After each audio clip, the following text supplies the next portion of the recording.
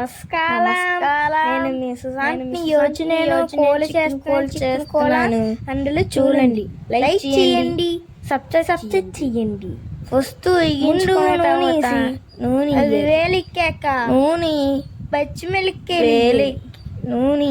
పచ్చిమిరపకాయలు వేలెక్కింది. ఎక్కాక పచ్చిమిరపకాయలు వేసి ఒక్కసారి కలపాలి. కలిపాక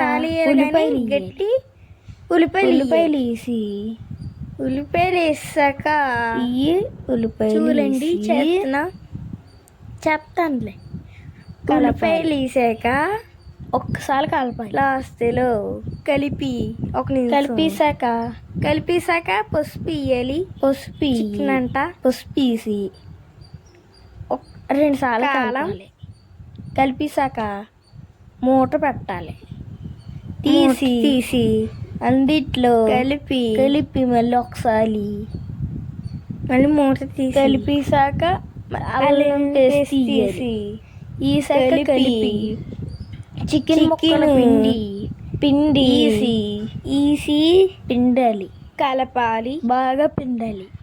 నీళ్ళు లేకుండా కింద నుంచి తీసుకోవాలి. అందులో నీళ్ళు వేయాలి. వాటర్, పసుపు, సాల్ట్, కారం వేసి కలిపి మూట పెట్టాలి. అందులో నీళ్ళు వాటర్ వేయాలి. మసాలా వేసుకొని